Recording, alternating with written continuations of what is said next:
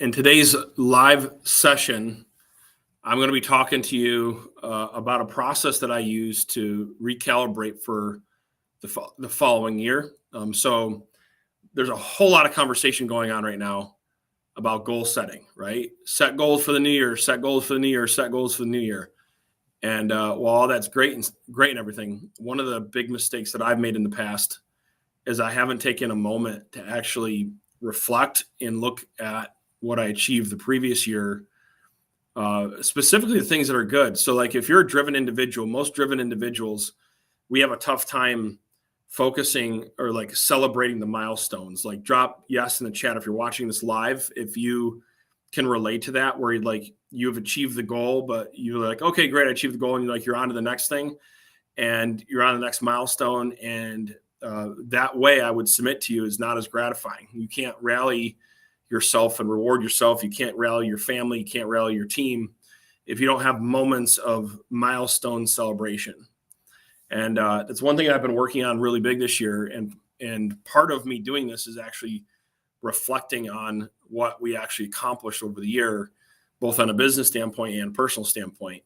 And I'd encourage you guys to do this because it helps you gain clarity. It actually gives you some encouragement, especially if everything didn't go your way, right? For a lot of you, maybe you had some struggles, but if you really look back at your goals and what you set out, there are some things that you achieved. And a lot of you, this was a foundational year. This is a transitional year so that you could prepare yourself to absolutely crush it in 2023. And that's what it was for me. And I want to show you what I do just as an example to prepare for the new year. So what I do is I keep a journal. So I set goals at the beginning of the year, and then I start up a new journal every year to track my progress. Not every day, but I would say at least 3-4 times a week, I'm updating what I'm working on and how things are going and things that I'm tweaking. And it's kind of therapeutic, actually. So it helps me gain mental clarity so I can focus and make great decisions throughout the day. So this is what I did. What I do is at the end of my journal, I close it out, and then I just document some of the wins, some of the successes that I've had. And so for me, a major milestone for me is I've lost close to 40 pounds. I was 285 pounds, and if you hear any of my coaching and training, you'll hear me talk a lot about systems. Meaning, like if something's not working in your business or something's not working in your life, it's because the system.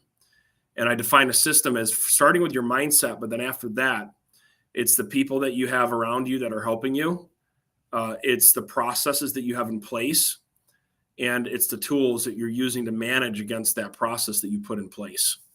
And so for me, health was a big struggle for me. And so I put in a better system this year.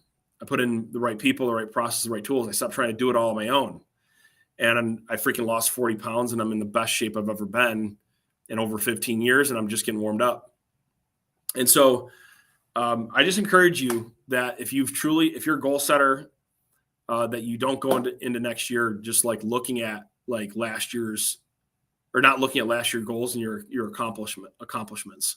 It's really kind of cool to go through and look at some of the successes that you've had. And for me, business-wise, there's been a lot of transition, and it was awesome for me to go through and see all the things that we've accomplished. And so if my team is watching this, by the way, I want to give my team and my family a huge shout out for our accomplishments. It's been kind of a crazy year because we went through an acquisition, and we've started up another company on top of the acquisition and repositioned our real estate brokerage all in the same year. It was wild. And, we made some pretty big investments to prepare for next year, but we're excited. So anyway, I just wanted to go live and share with you that I highly recommend you spend some time thinking through the successes that you've had and document it so you can look back on it. It's really cool, really kind of a cool process. And then what I'll do is after I'm done with this, I'll also document some of the biggest lessons that I've gotten from the year to make sure I keep that. I'm going to go over that a little bit more next. My next live session, when I go live tomorrow, is some of the biggest lessons that I've learned in 2023. But it's awesome because every year, I've been doing this since I was 19 years old. Every year I can see my progression, and I can go back because I'm journaling every year. So you can see I I do this pretty religiously. So I hope this strategy helps you, but also do some reflection of what you've accomplished in 2022 before you hit the ground running in 2023. I'll see you guys live tomorrow as I go over some of my biggest lessons that I've learned in 2023. Have a good day, everybody.